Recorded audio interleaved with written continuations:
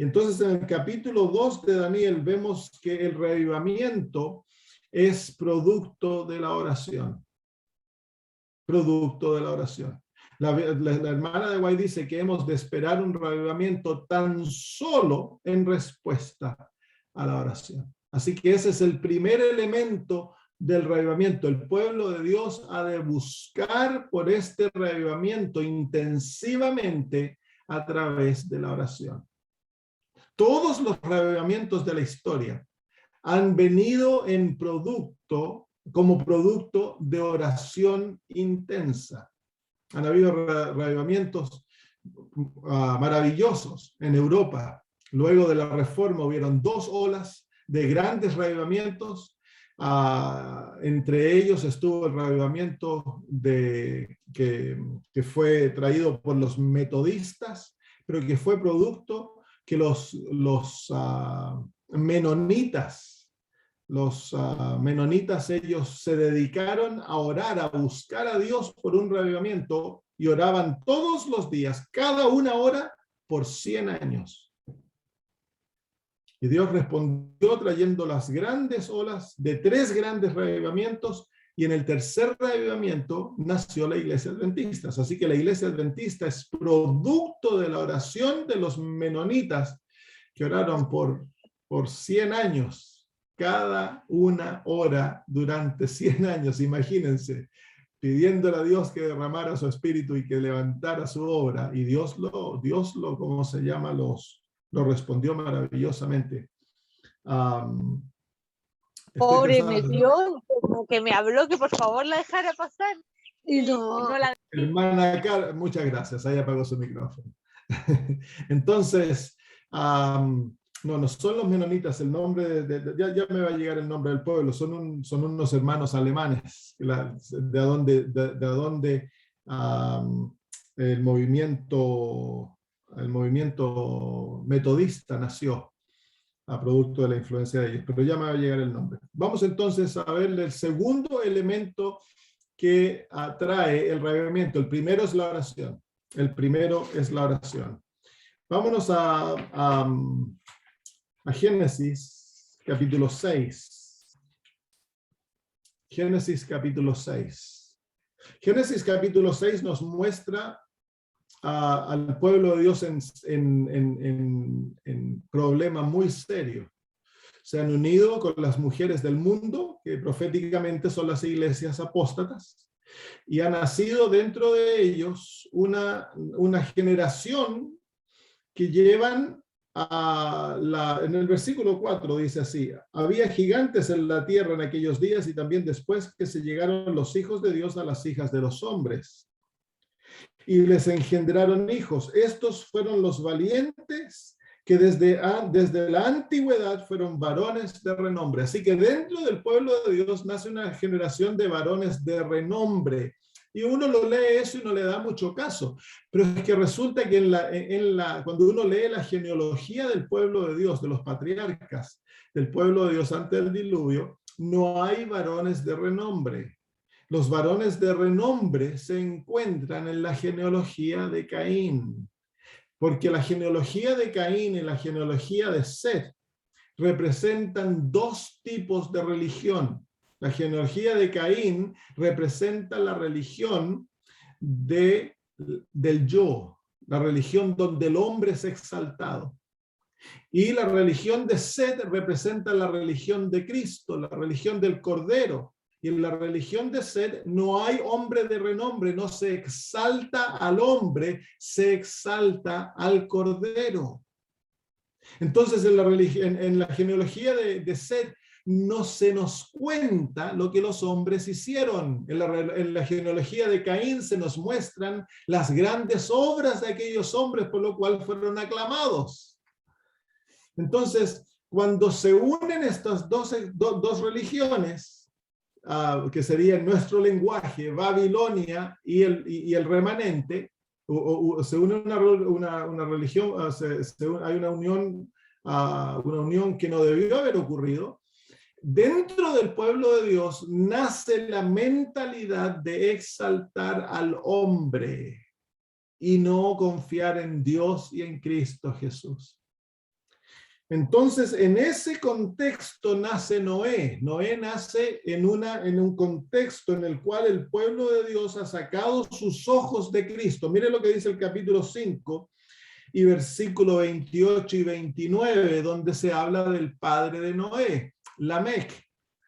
Y es interesante porque en la genealogía de Caín hay un Lamec, que quiere decir poderoso, exaltado. Entonces aquí nace dentro del pueblo de Dios una generación que es centrada en el ser humano, exalta al hombre y lo ve como poderoso. Y miren lo que dice Lamec, dice, vivió Lamec 182 años y engendró un hijo y llamó su nombre Noé. Mire lo que dice él, diciendo, este nos aliviará de nuestras obras y del trabajo de nuestras manos a causa de la tierra que Dios maldijo.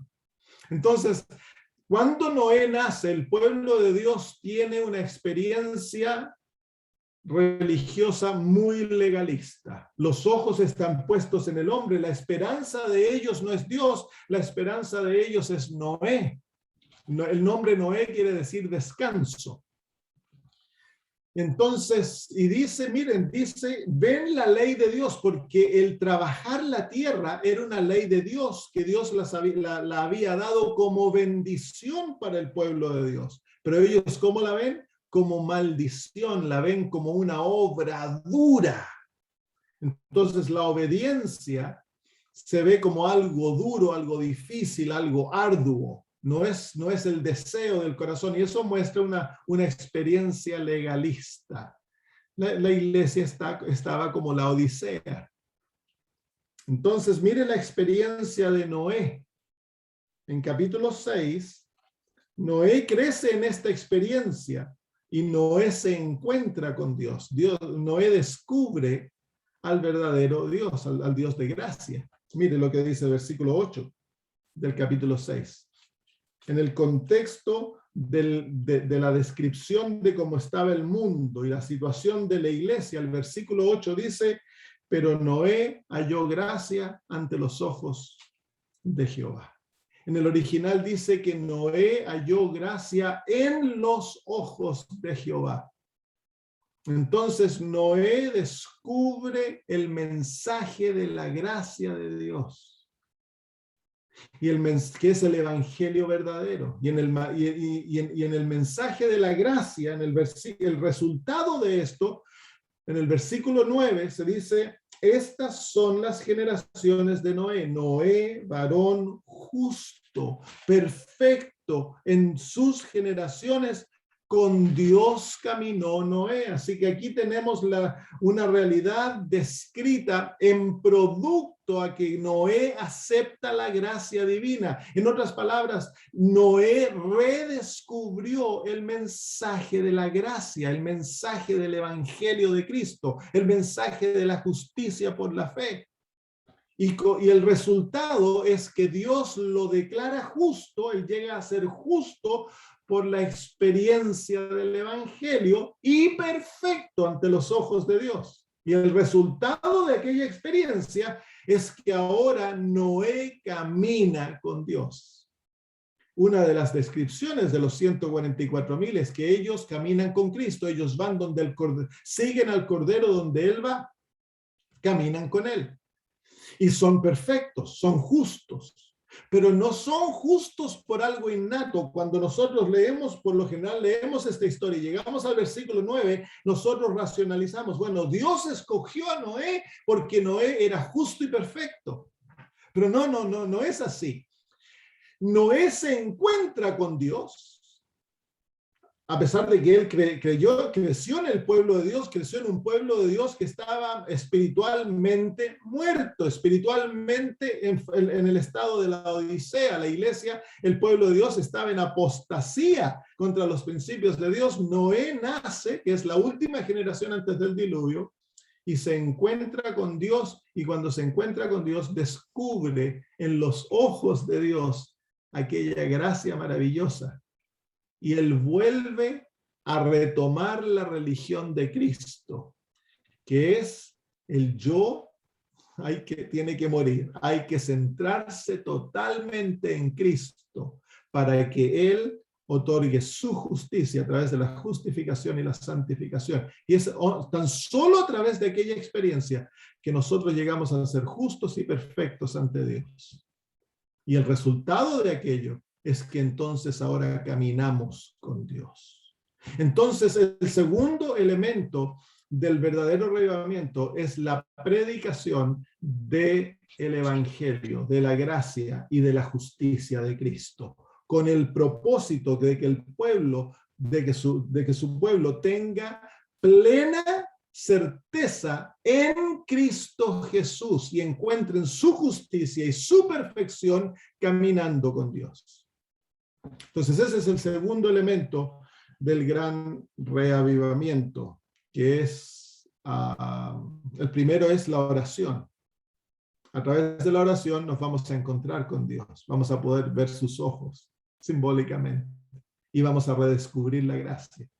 Y luego viene el alzamiento de Cristo como el Salvador y de su justicia. El mensaje de los 3 ángeles, por supuesto, está ahí. Si vamos al libro de Joel, al libro de Ezequiel. Ezequiel capítulo 37. Ezequiel capítulo 37. El mensaje del valle de los huesos secos, o de los huesos que están muertos, que es una representación del pueblo remanente antes de la gran batalla, de la batalla de Armagedón, que viene, y el capítulo 38 y 39 nos muestra al rey del norte, Gog y Magog. Y la descripción del pueblo de Dios es triste, dice en el versículo 1 del 37, la mano de Jehová vino sobre mí, me llevó en el espíritu de Jehová y me puso en medio de un valle que estaba lleno de huesos. Y me hizo pasar cerca de ellos por todo en derredor, y aquí que eran muchísimos sobre la faz del campo, y por cierto secos en gran manera. Y me dijo, hijo de hombre, ¿vivirán estos huesos? Y dije, Señor Jehová, tú lo sabes. Esa es la condición en que la profecía presenta al pueblo de Dios, a la iglesia adventista. Muertos, somos huesos secos. ¿Vivirán? ¿Y cómo es que van a vivir? Entonces aquí se nos presenta otro elemento importantísimo. Dice, me dijo entonces, profetiza sobre estos huesos y diles, huesos secos, oíd palabra de Jehová. ¿Qué es lo que capacita a los huesos para oír la palabra de Dios? Es la palabra de Dios. Entonces, el resultado del gran reavivamiento, termina esta profecía en el versículo 10. Dice, y profeticé como me había mandado, y entró espíritu en ellos, y vivieron, y estuvieron sobre sus pies un ejército grande en extremo. Así que al final de esta experiencia en la cual el profeta es mandado de profetizar y él profetiza la palabra de Dios, es que el pueblo es reavivado. Y al final de la experiencia, el pueblo está formado como un gran ejército. Por eso Satanás teme sobremanera que la iglesia sea reavivada, porque cuando sea reavivada va a ser un ejército lleno del Espíritu de Dios. Y él sabe que él no puede contender contra el Espíritu de Dios. ¿Qué es lo que causa el reavivamiento en esta experiencia aquí? Es la palabra de Dios. Entonces, el tercer elemento del verdadero reavivamiento es la prédica fiel de las Sagradas Escrituras y del espíritu de profecía. Es lo que la Biblia y el espíritu de profecía dice. Y esto va a traer una reforma dentro del pueblo de Dios. No tan solo buscamos reavivamiento, sino que todo reavivamiento verdadero trae reforma dentro del pueblo. Y esa reforma va a causar un zarandeo inmenso, porque aquellos que no deseen reformarse y quieran tan solo tener la experiencia de reavivamiento, van a salir volando del pueblo de Dios. Y tristemente, dice la hermana de White, que la gran mayoría del pueblo se va a unir a la oposición. Así que aquí se encuentra el tercer elemento del reavivamiento, la prédica de la palabra de Dios. Y cuando yo me refiero a la palabra de Dios, es las Sagradas Escrituras y el espíritu de profecía. Muy bien, vamos entonces ahora a Joel capítulo 2. Joel capítulo 2 es un libro maravilloso. 1 y 2 nos muestra el ataque del rey del norte contra el pueblo de Dios en forma del símbolo de la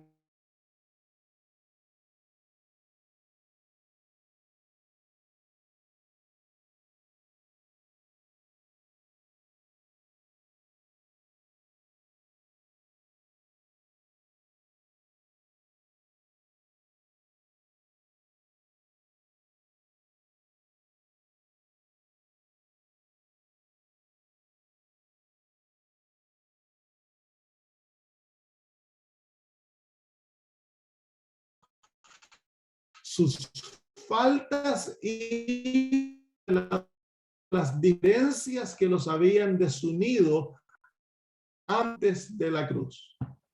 Entonces, así que aquí se encuentra el cuarto elemento del verdadero reavivamiento. ¿Cuáles son los 4 elementos? La oración, ¿cómo se llama? El aferrarse al verdadero evangelio y la justicia de Cristo, las sagradas escrituras y el unirse como pueblo. El unirse, no permitir que seamos separados. Y fíjense ustedes que Satanás está buscando separarnos y nos está separando por tantas cosas. Y la última cosa que él busca separarnos es a través de la vacuna. Es algo tan estúpido, tan tonto, que los hermanos que se vacunan se enojan con los no vacunados y los separan, no los dejen que entren a la iglesia, ahora los miran como pájaros raros, se asustan de ellos, los acusan en algunas partes del mundo. Entonces es Satanás, él buscando diseminar al pueblo, porque él sabe de que una de las necesidades para que venga el verdadero reavivamiento es que el pueblo ha de abandonar sus diferencias y unirse en amor y buscar la verdad, estudiar las Sagradas Escrituras, orar juntos.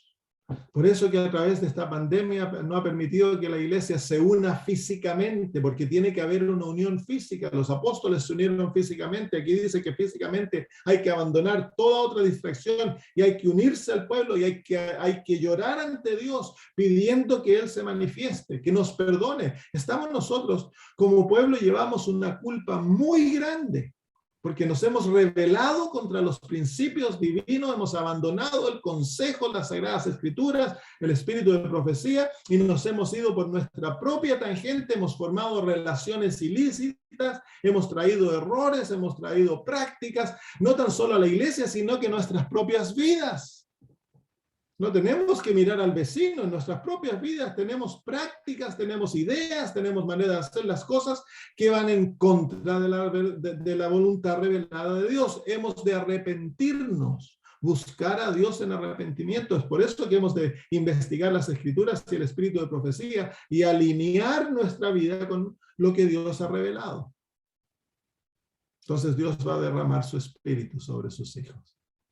Y ahí se encuentra en el capítulo 2, dice Joel, versículo 28, y después de esto derramaré mi espíritu sobre toda carne. Ese es el resultado final del reavivamiento del pueblo de Dios. Dice en el versículo 21, dice: tierra, no temas, alégrate y gózate, porque Jehová hará grandes cosas. Animales del campo, no temáis, porque los pastos del desierto reverdecerán, porque los árboles llevarán su fruto, la higuera y la vid darán su fruto. Vosotros también, hijos de Sión, alegraos y gozaos en Jehová vuestro Dios, porque os ha dado la primera lluvia a su tiempo, y hará descender sobre vosotros la lluvia temprana y tardía como al principio.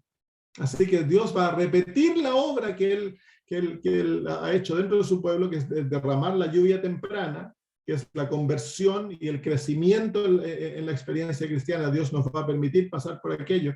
Pero en el hebreo, esta palabra o esta frase traducida lluvia temprana, también o literalmente quiere decir el profesor de justicia. Así que la lluvia temprana, el objetivo de la lluvia temprana es derramar la justicia de Cristo y enseñarnos a vivir en aquella justicia. El que el pueblo llegue a ser justo en Cristo Jesús y sean perfectos. Y la lluvia tardía sella aquel obra. Por eso la lluvia tardía es el sellamiento del pueblo de Dios. Y el sello está asociado con el Espíritu. Si vamos al libro de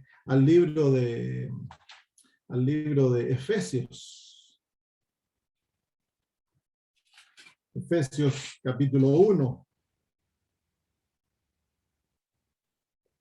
Los versículos 12 y 13.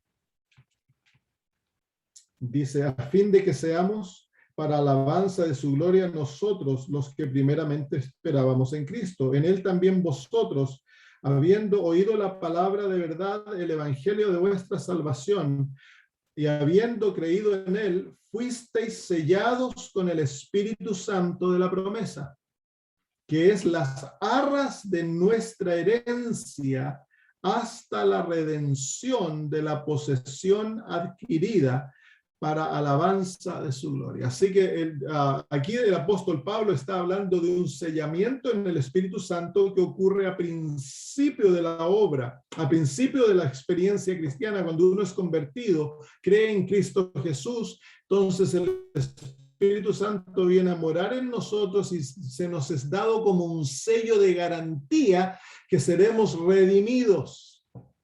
Y ese sello es finalizado en la experiencia del cristiano, ya sea cuando antes de morir o el sello último que viene cuando viene el sellamiento del pueblo de Dios antes de que acabe el tiempo de gracia. En el libro de Apocalipsis, el capítulo 14, nosotros encontramos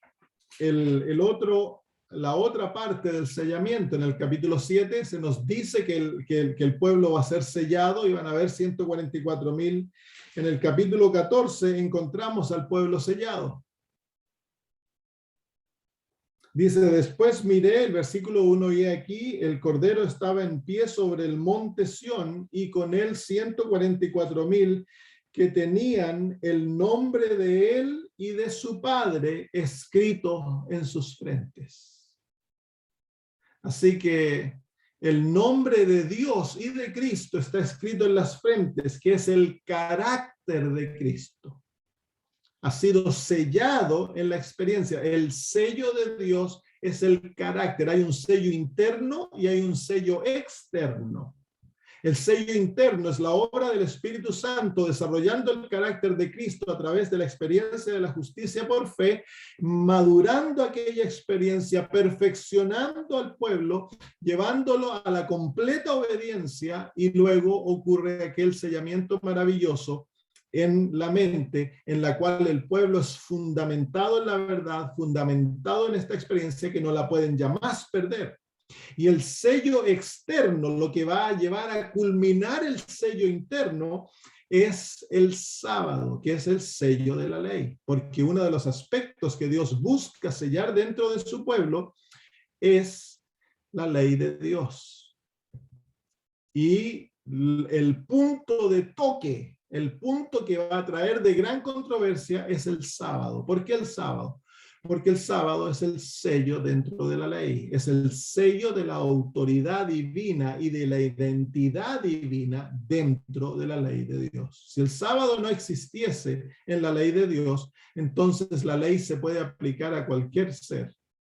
Pero el sábado nos dice quién Dios es y por qué nosotros le debemos culto y obediencia. Y más aún, el sábado también es el sello del evangelio, porque el sábado es el evangelio en la ley de Dios. Es la experiencia dentro de la ley de Dios que nos invita a morir a nosotros mismos y descansar en la provisión de Dios. Que es una invitación evangélica. Y nos enseña el verdadero orden del evangelio, que el descanso viene antes de las obras. Y nos muestra que si nosotros queremos obrar antes de descansar, entonces estamos tomando el lugar de Dios. Por eso es que el sábado es tan importante, porque el sábado une a aquel que ama a Dios, lo une a Dios en una relación de total dependencia en Dios. Y Satanás odia el sábado. Entonces, pero también el sello es una marca visible. Si ustedes vienen al libro de Ezequiel, el capítulo 9, se nos habla aquí quiénes van a ser sellados. Capítulo 9 de Ezequiel dice, el versículo 4, dice, y le dijo Jehová, pasa por en medio de la ciudad, por en medio de Jerusalén, y ponles una señal en la frente a los hombres que gimen y que claman a causa de todas las abominaciones que se hacen en medio de ella. Entonces es una marca que se pone en las frentes que identifica al verdadero pueblo de Dios para que no sea destruido cuando sean derramadas las plagas y venga los ángeles de destrucción. Entonces, el sello es algo físico, algo espiritual, es una realidad externa y una realidad interna.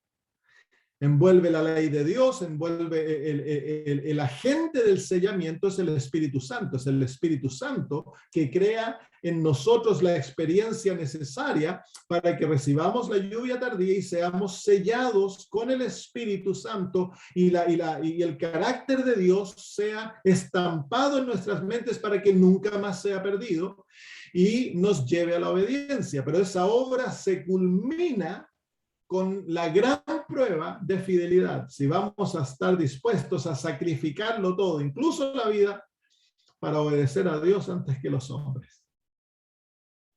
Y es una marca externa que va a dividir dentro del pueblo de Dios aquellos que son fieles y aquellos que son infieles. Y los fieles son caracterizados porque ellos están agonizando ante Dios en oración y llorando por lo que está ocurriendo dentro del pueblo de Dios. No son aquellos que abandonan la iglesia y que forman grupos disidentes y que comienzan a llamar al pueblo de Dios Babilonia. No, en todos los cuadros que vemos de esto, en Números 25, en Ezequiel 9, el pueblo de Dios fiel permanece dentro del remanente. No lo abandona, esperando con fe lo que Dios ha prometido, porque si Dios ha prometido, Él no puede faltar su promesa. Y la hermana de White dice que el pueblo adventista no va a caer, Dios lo va a rescatar en la 11ª hora. Y que Dios va a tomar la obra en sus manos y va a usar elementos sencillos para terminar la obra, y Él va a dejar de lado todos aquellos hombres y mujeres que se han dedicado a exaltarse a sí mismos y han tratado de controlar al pueblo de Dios y hacer su voluntad dentro del pueblo de Dios.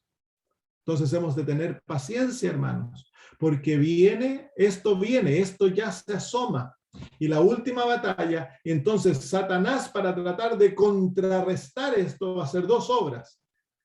Él va a tratar de levantar un falso reavivamiento en el mundo, ilustrado por el falso mensaje de los 3 ángeles, para reunir a los reyes de la tierra y a todo el mundo con un mensaje demónico basado en, ¿cómo se llama?, en milagros, que va a culminar en la aparición de Satanás como Cristo Jesús, para contrarrestar la obra del pueblo de Dios. Porque, hermanos míos, cuando Dios derrame su espíritu, el pueblo de Dios va a hacer una obra maravillosa, una obra gloriosa, que va ¿cómo se llama?, a causar un terremoto dentro del reino de Satanás. Entonces, en respuesta a esto, Satanás va a levantar a la abominación desoladora, que es el papado, persiguiendo al pueblo de Dios y imponiendo la ley dominical para poder separar al pueblo de Dios y luego perseguirlo y destruirlo.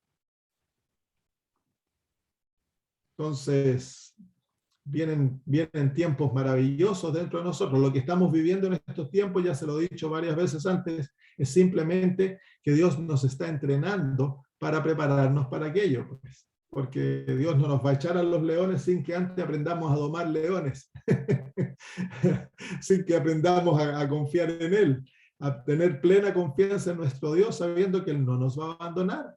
el pueblo de Dios se puede quedar sin trabajo, sin comida, sin ropa, y el sábado te garantiza que Dios te va a proveer todo, porque el sábado es el mensaje que dice, Dios ya terminó todas las obras, todo lo que tú necesitas para tener una vida feliz, Dios ya te lo otorgó a través de la creación y de la cruz. Y esa es la celebración del sábado. Celebramos nosotros, el sábado es una celebración, es un día gozoso, de celebración en Dios, que Dios es nuestro Padre, que Dios es nuestro Creador, Él es nuestro Redentor, y que podemos descansar porque Dios ya hizo provisión para todo. Así que al pueblo de Dios nunca le va a faltar. Va a llegar el tiempo que Dios nos va a dar agua y pan. Por un tiempo vamos a comer agua y pan. Pero está bien, Dios no nos va a dejar que nos falte. Él va a hacer provisión para todo. Entonces hemos de aprender a desarrollar una fe de total dependencia en nuestro Dios. Y eso es lo que Dios está haciendo. Va sacando todos los bastones que hemos usado en este mundo para no confiar en Él y confiar en el mundo, en el banco, en el sueldo, en los papás, en todas las cosas que nos rodean, que encontramos confianza. Dios las va a sacar una por una y va a llegar el momento en que lo único en lo que vamos a poder confiar es Dios. Y si no aprendemos aquella lección, entonces vamos a abandonar el pueblo de Dios. La prueba va a ser demasiado dura. La última prueba es: el justo vivirá por la fe. Eso es lo que Dios desea que su pueblo haga. Aprender a vivir plena fe, por una fe que nos lleva a obrar por amor. Muy bien, entonces vámonos de vuelta a Daniel. Daniel 11. Hermano, avanzamos un puro versículo nomás. Daniel 11, versículo 44. El resultado del sellamiento es que se produce dentro del pueblo de Dios a los 144,000. Y los 144,000 van a ser resultado de aquellos hermanos fieles que quedaron dentro del pueblo de Dios y aquellos que salieron de Babilonia. Los obreros de la 11ª hora, que se unen al pueblo de Dios para predicar. Y son ellos que llevan el último mensaje. Y van a haber un gran número de conversos. Dice que una multitud de conversos sale de Babilonia, dice la hermana White. A lo mejor 1/3 del mundo se va a convertir. Una tercera parte. Y si es así, entonces va a haber gran mortandad. Porque dice en la 6ª trompeta que una tercera parte del mundo va a ser muerta, de los hombres serán muertos. Entonces viene una gran aniquilación de los justos, que van a morir como mártires.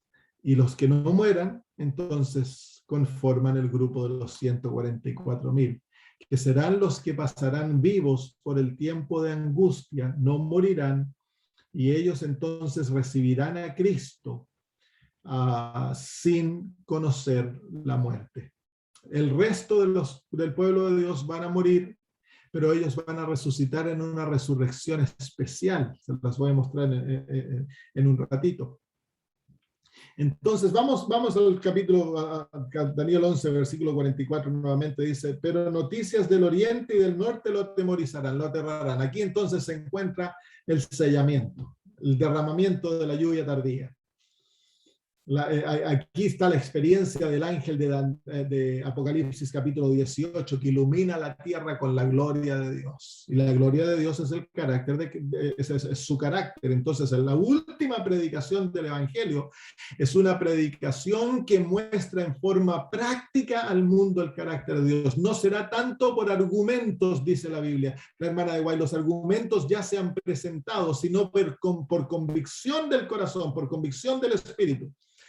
Se han presentado los argumentos, se ha llenado el mundo de libros y literatura. Entonces ahora viene el último argumento, que es que se vea en el pueblo de Dios el carácter de Cristo.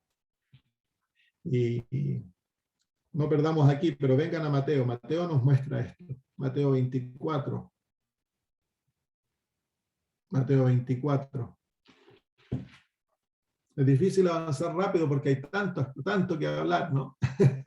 Mateo 24, el versículo 14 dice, y será predicado este evangelio del reino en todo el mundo, entonces, para testimonio a todas las naciones, y entonces vendrá el fin. ¿Se fijan ustedes que el evangelio es predicado, pero es predicado ¿cómo? Como testimonio. Un testimonio es algo que se experimenta, que se ve, que se palpa. Entonces el evangelio, el último evangelio es un evangelio predicado en forma de testimonio. El mundo va a ver nuestro mensaje, no tan solo lo va a escuchar, ellos van a ver el resultado que el mensaje de los tres ángeles causa en la vida. El mensaje de los tres ángeles está unido a dos experiencias. Una es, dice la hermana Guaire, que el mensaje pro salud es la mano derecha del mensaje. Y cuando le preguntaron en cuanto a la justicia por la fe, ella dijo que ese era el mensaje en realidad. Así que el mensaje de los tres ángeles no es tan solo predicar de la marca a la bestia y predicar a la caída de Babilonia y del juicio. El mensaje demanda una experiencia viva que recree en nosotros la imagen de Cristo. Y para ayudarnos en aquello, Dios nos dio la Reforma Pro Salud. Dice que la Reforma Pro Salud está unida al mensaje como la mano está unida al brazo. Tan importante es la Reforma Pro Salud. No se nos dio la Reforma Pro Salud para que vivamos sano más años. Sí, ese es el resultado, es el producto de vivir sanamente. Pero el objetivo de la Reforma Pro Salud es espiritual. Es espiritual. Es ayudarnos como pueblo en el desarrollo del carácter de Jesús. Entonces, aquí en el capítulo 24 y en el versículo 14 se presenta, pero Jesús dice, este evangelio, esa palabra demanda que Cristo haya definido el evangelio, porque dice, este evangelio, él ya apuntó el evangelio. ¿Cuál es el evangelio? Bueno, cuando ustedes leen los versículos 9 al versículo 13, se dan cuenta de que hay un tremendo caos dentro de la iglesia. Tremendo caos. El versículo 9 nos da un apunte, dice, entonces os entregarán a tribulación y os matarán y seréis aborrecidos de todas las gentes. Y ahora nos dice por qué, por causa de mi nombre. Entonces el pueblo de Dios va a ser perseguido por el carácter de Cristo, porque tendrán su santidad, tendrán su perfección, tendrán su amor, tendrán el carácter de Cristo. Ese es el sello puesto en la frente, el nombre de Dios y del Padre, el nombre de Cristo y del Padre. Pero en el versículo 13 se nos muestra un grupo, dice, el que persevere hasta el fin, este será salvo. Ese es el grupo que lleva el evangelio. Todos los otros han perdido su amor, han apostatado, se han ido con las falsas doctrinas y todas las cosas que Satanás introdujo a la iglesia para que se pelean entre ellos, se odian, dice entre ellos, luego escuchan falsas doctrinas de los falsos profetas, se vuelven apóstatas, los otros se les enfría el amor, todos van saliendo, ese es el zarandeo. Y los que quedan son los que perseveran.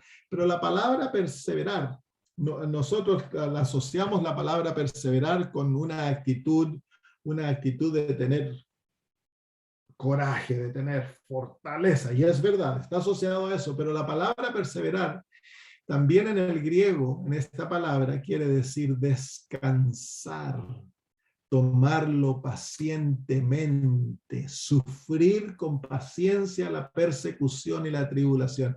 Ahí se encuentra el evangelio. Cristo Jesús está apuntando, cuando él dice, este evangelio está apuntando a los que perseveran. Ellos tienen una experiencia con Cristo que les permite a ellos ser fieles hasta el fin. ¿Y cuál es esa experiencia? Ellos han desarrollado la capacidad o el carácter de Cristo de ser pacientes en la tribulación, el aprender a amar a los enemigos, el poner la otra mejilla, el ir la extra milla, el permitir que si te sacan la capa le das la túnica también. Han abandonado al yo y es Cristo el que vive en ellos. Y se manifiesta en el versículo 15, cuando el Señor Jesús habla de aquellos que escaparán la persecución de la abominación desoladora, en el versículo 15 dice, por tanto, cuando veáis en el lugar santo la abominación desoladora de que habló el profeta Daniel, el que le entienda, entonces los que estén en Judea huyan a los montes. El que esté en la azotea, entonces el que esté en Judea huya a los montes, el que esté en la azotea no descienda para tomar algo de su casa. Y el que esté en el campo no vuelva atrás para tomar su capa. Entonces, aquí tenemos 3 experiencias. Y la cuarta, hay de las que estén en cinta y de los que críen en aquellos días. Entonces, hay 3 experiencias positivas, una negativa aquí. Las positivas reflejan a aquellos que aprendieron a esperar, a aquellos que aprendieron a perseverar. ¿Y cómo aprendieron a perseverar? El nombre Judá viene de Judea y quiere decir, o el nombre Judea viene de la palabra Judá. Y la palabra Judá quiere decir Él sea alabado. Así que aquí vemos un grupo que los que van a escapar son aquellos que han aprendido a alabar a Dios en todas las circunstancias. Ellos han aprendido a regocijarse en Cristo en todo. ¿Por qué? Porque esto demanda una negación absoluta del yo. Y aprender a alabar a Dios en el medio del dolor, en el medio de la pobreza, en el medio de la persecución, en el medio del rechazo. Hay aprender a alabar a Dios y a regocijarse en Él para darle gloria. Estos van a subir a una experiencia más alta. Estos arrancan al monte.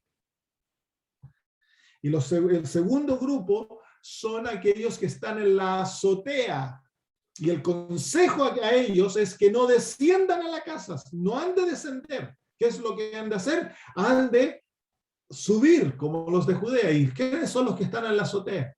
La azotea representa la oración en las Sagradas Escrituras. Dice que el apóstol Pedro subió a la azotea a orar al mediodía. Así que la azotea es aquellos que están orando. Así que el pueblo de Dios ha aprendido a confiar en Dios de todo corazón y por ella confianza han aprendido a regocijarse a Dios y alabarlo en todas las circunstancias. Y segundo, es un pueblo de oración. Ya no se preocupan ahora de sus posesiones, de lo que tienen abajo en la casa, como la esposa de Lot. Ellos ahora, su único deseo es subir a una experiencia más alta. Y lo último son aquellos que están en el campo. Los que están trabajando por el Señor, los que están predicando el Evangelio, los que están compartiendo la palabra, los que están visitando a sus vecinos, visitando a los enfermos, aquellos que por amor han sido motivados a dedicar su vida a la predicación del Evangelio. Ese es el tercer grupo. Y el tercer grupo se les dice que no vuelvan atrás a buscar su ropa.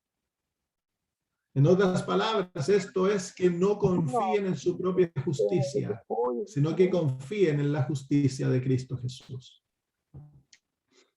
Ahí se encuentran entonces aquellos, el resultado del sellamiento. Dios va a tener un pueblo que se va a regocijar en todas las cosas, un pueblo de oración y un pueblo de predicación, un pueblo que dedica su vida para el bienestar de aquellos que están alrededor de ellos. Un pueblo que está buscando subir a los montes, un pueblo que no se preocupa de sus posesiones materiales, de descender a la casa, y un pueblo que no confía en sus propias obras. Un pueblo que ha aprendido a ser paciente en la tribulación y que tiene la paciencia y el amor de Cristo, que ama a sus enemigos, que pone la otra mejilla, que se regocija cuando hablan mal de ellos, que se regocija en la persecución. Esa es la experiencia que va a tener el pueblo de Dios, el pueblo sellado. Muy bien, está llegando la hora de terminar. Vámonos de vuelta a Daniel 11. Entonces dice, pero noticias del oriente y del norte lo atemorizarán. ¿Se dan cuenta por qué se atemoriza? Y luego dice, y saldrá con gran ira para destruir y matar a muchos. Ese versículo está asociado con el versículo 15, Mateo 24, que es la abominación desoladora.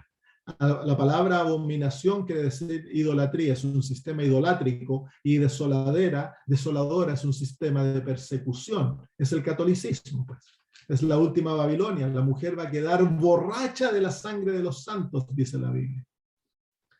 Entonces aquí se levanta el papado en respuesta a las noticias que vienen del norte, que es el gran reavivamiento del pueblo de Dios y el sellamiento. Entonces el papado, el Satanás, motiva a Babilonia a imponer la marca de la bestia, levantar la imagen de la bestia, a través de la imagen de la bestia, la marca de la bestia, para destruir al pueblo de Dios. Ahí comienza la batalla del Armagedón. Con eso comienza la gran batalla. Ahora los ejércitos se están formando. Satanás está formando su ejército. La sexta trompeta nos muestra la formación de los dos ejércitos. Muestra la formación del ejército que está bajo Satanás, que la Biblia dice que Juan escuchó su número, 200 millones. 200 millones, claro, 200 millones. Y Juan antes, en el capítulo 7, había escuchado el número del ejército de Jehová, 144,000. Entonces, los números, por supuesto, son simbólicos, representan. En el lado de Satanás se encuentra todo el mundo, en el lado de Dios, su ejército son los 144,000, un grupo pequeño comparado a los que están en el mundo, ¿no? Entonces aquí se forman los dos grandes bandos y la sexta plaga, la sexta trompeta nos muestra en el capítulo 9 la formación del ejército de Satanás, y en el capítulo 10 nos muestra el remanente, la formación del ejército de Dios, el remanente, la iglesia adventista. Entonces de este remanente sale el último remanente, el que nos va a representar en la última batalla. Los 144,000 representan a los fieles de todas las edades. En ellos son representados los hijos de Dios de todas las edades, y en la victoria de ellos, su victoria les adjudicada a todo el pueblo de Dios. ¿De dónde saco eso? Vengan conmigo al libro de Números, capítulo 31. La historia de los 144,000 viene del capítulo 31 del libro de Números. Si ustedes se acuerdan, en el capítulo 25 ocurrió una gran apostasía, producto de que Balaam y Balac se unieron para hacer caer al pueblo de Dios, y diseñaron un plan en el cual Balaam le dijo a Balac que engañar a los líderes del pueblo de Dios a través de las prostitutas del culto de Baal. Y tristemente el pueblo de Israel cayó, y un gran número de líderes, como 24,000, perecieron en la apostasía y en la destrucción. Y el pueblo se dividió en dos, los fieles y los infieles. El pueblo entonces, al final de aquella experiencia, hubo un censo que es símbolo del sellamiento. Y miren lo que ocurre ahora en el capítulo 31. Dice: Jehová habló a Moisés diciendo, haz la venganza de los hijos de Israel. Esta es la venganza de todo Israel contra los madianitas. Después serás recogido a tu pueblo. Entonces Moisés habló al pueblo diciendo: armaos algunos de vosotros para la guerra, y vayan contra Madián, y hagan la venganza de Jehová a Madián. Así que no todos van a la guerra, es la venganza de todo Israel, pero tan solo algunos son escogidos. Miren cuántos son escogidos. 1,000 de cada tribu. 1,000 de cada tribu, de todas las tribus de los hijos de Israel, enviaréis a la guerra. Así que van a ir 1,000 de cada tribu a esta batalla. Es una guerra, y el propósito de esta guerra es vengar lo que ocurrió en el pueblo de Dios. Es la venganza de Jehová. Por eso Satanás está aterrado que se formen los 144,000. Entonces aquí en este caso son 1,000, 12,000 van a ir. 12,000 representa a Israel. Pero en el Nuevo Testamento hay otros 12,000 que representan a la iglesia. Por eso la Nueva Jerusalén, las 12 puertas, representa a los apóstoles. Y las 12 puertas representan a las tribus. Los 12 fundamentos representan a los apóstoles. Eso es todo Israel. Israel físico, Israel espiritual. Y los 144.000 es exactamente lo mismo. Hay 12.000, son 12.000 por 12.000, 144.000, 12.000 de cada tribu. Entonces aquí el pueblo de Dios de todas las edades es representado y la victoria de los 144.000 es adjudicada a todo el pueblo de Dios a través de todas las edades. Miren lo que dice. Entonces, así fueron dados dice versículo 5. Versículo 4, 1.000 de cada tribu, de todas las tribus de los hijos de Israel enviaréis a la guerra. Así fueron dados de los millares de Israel 1.000 por cada tribu, 12.000 en pie de guerra. Y Moisés los envió a la guerra, 1.000 de cada tribu envió. Y Finés, hijo del sacerdote Eleazar, fue a la guerra con los varones con los vasos del santuario y con las trompetas en su mano para tocar. Qué interesante, Finés es el sumo sacerdote y él va con los 12.000 a la guerra. Y vemos a Jesús con los 144.000 listos para ir a la guerra. Claro, pues. En el Apocalipsis capítulo 13, al capítulo 14, están los 144.000 en el monte Sión con el Cordero.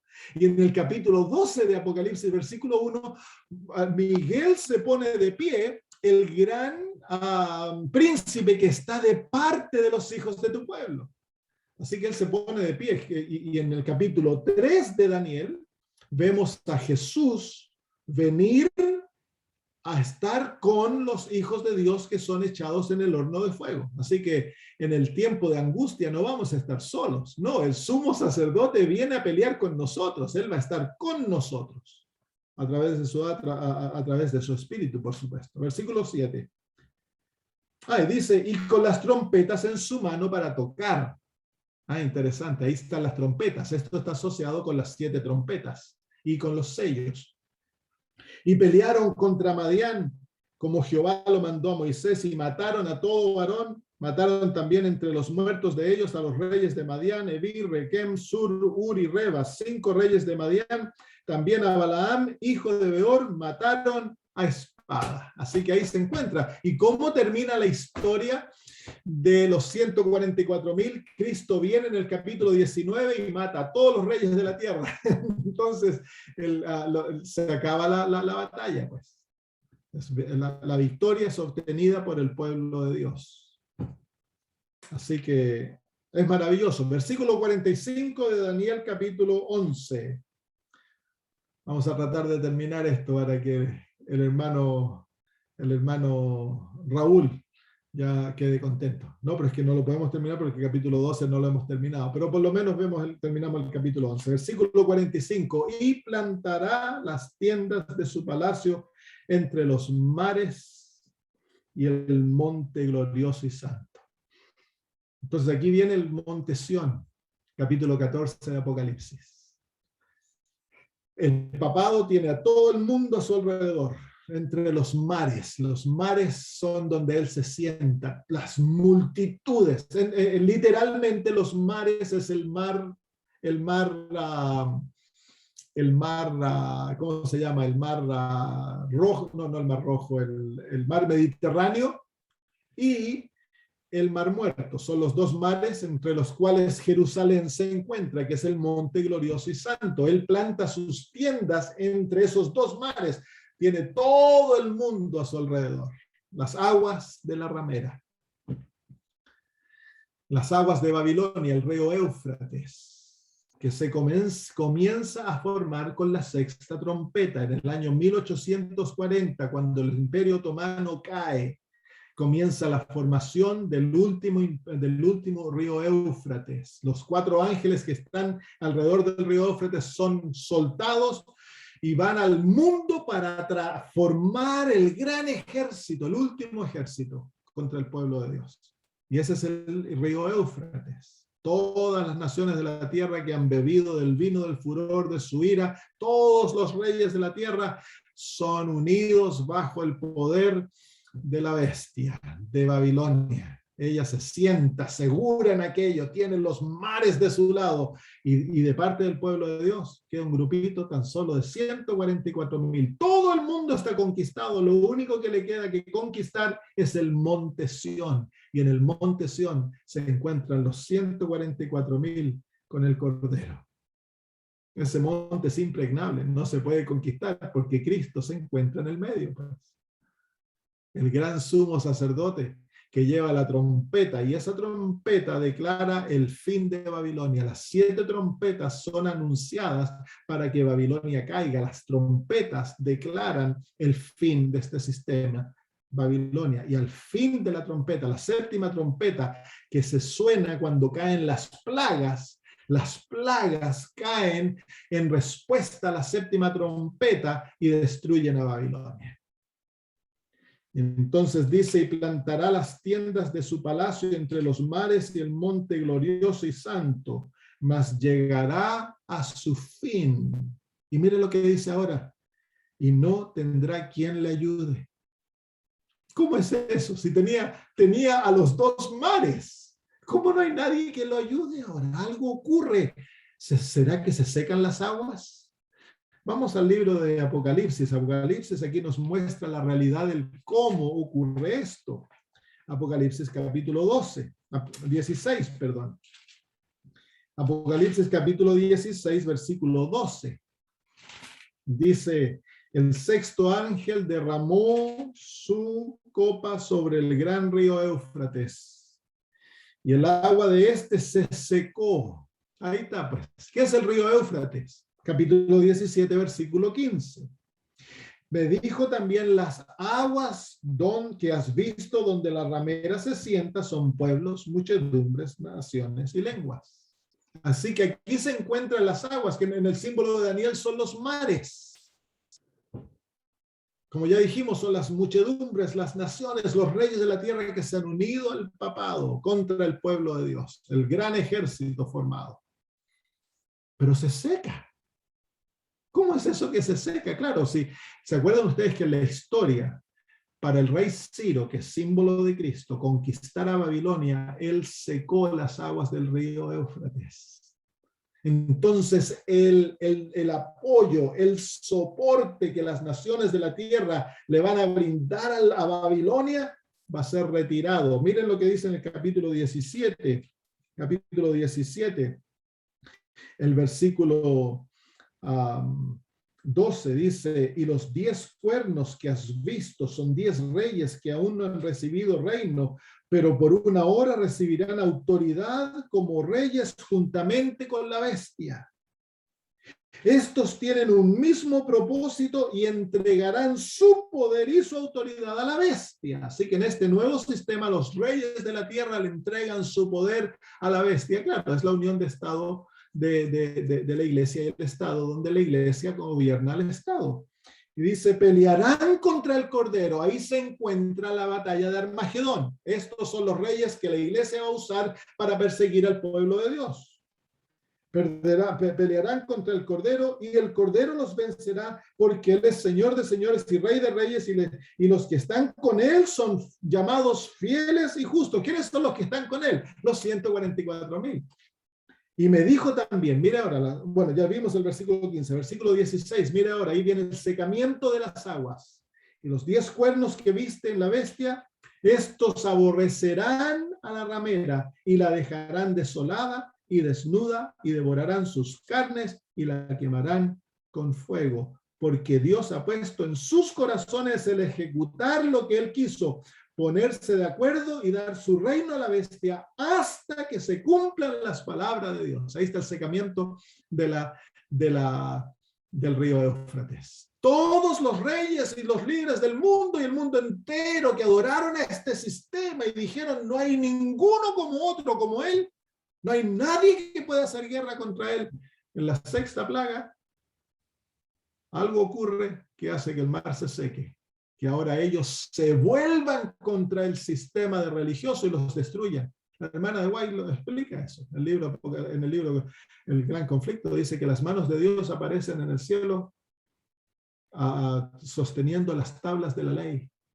y el cuarto mandamiento refulge con una luz especial. Y el mundo entero se da cuenta que han sido engañados. Cuando están a punto de destruir al pueblo de Dios, en ese momento, y hay una voz que sale del cielo que declara la hora y el día de la segunda venida de Cristo.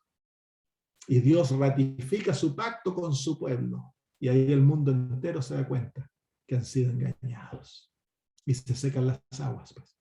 Ahora ellos se van a volver y van a destruir a sus líderes religiosos, a sus pastores, a sus sacerdotes. Van a ir y van a decimar, van a quemar a la ramera, dice, las naciones del mundo. ¿Cómo va a ser eso? Vamos a esperar y verlo. Entonces ahí se encuentra el cumplimiento de Daniel capítulo 11, versículo 45. Tenemos que terminar la historia. Perdonen, hermanos, que me extienda. Vamos a irnos rápido al capítulo 12, porque aquí viene la liberación del pueblo de Dios. El capítulo 11 sigue la historia del papado hasta su destrucción. Y en el capítulo 12, versículo 1, nos lleva de vuelta al cierre de la gracia, cuando se levanta Miguel. Y ahí retoma la historia de esos últimos momentos de la historia humana y nos muestra lo que va a pasar con el pueblo de Dios. Dice, en aquel tiempo se levantará Miguel, el gran príncipe que está de parte de los hijos de tu pueblo, y será tiempo de angustia cual nunca fue desde que hubo gente hasta entonces, pero en aquel tiempo será libertado tu pueblo, todos los que se hayan escritos en el libro de la vida. Entonces, en aquel viene la gran liberación del pueblo de Dios con la sexta y la séptima plaga.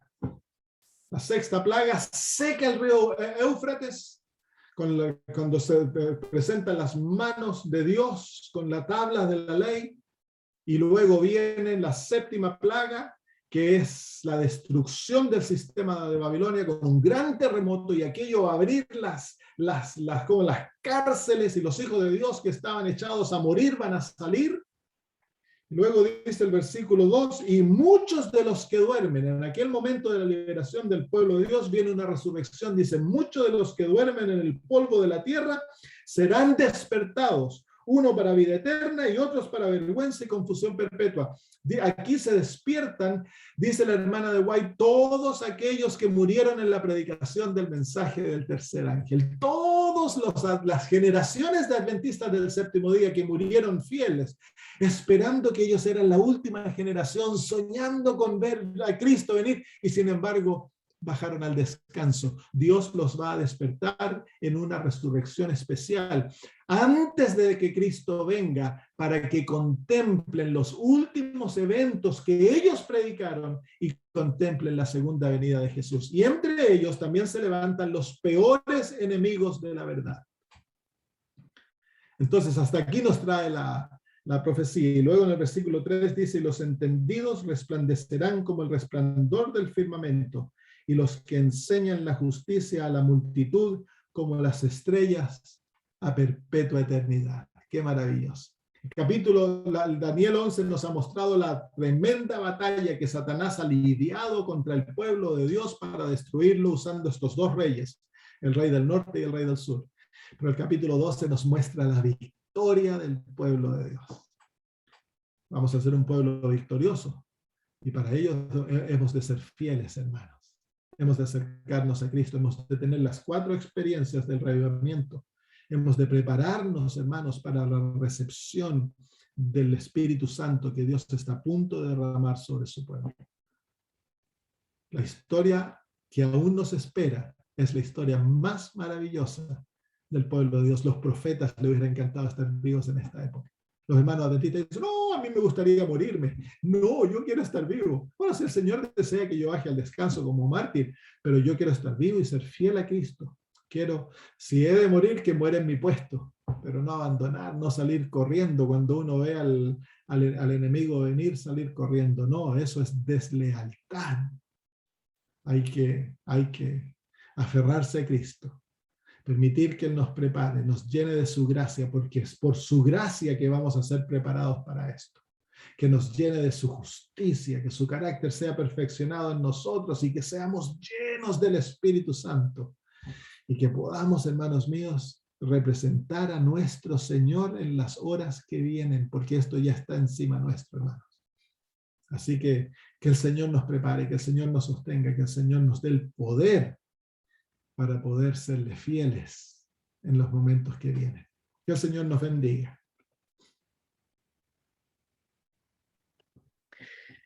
Muchas gracias, Pastor Samuel, por el tema realmente inspirador.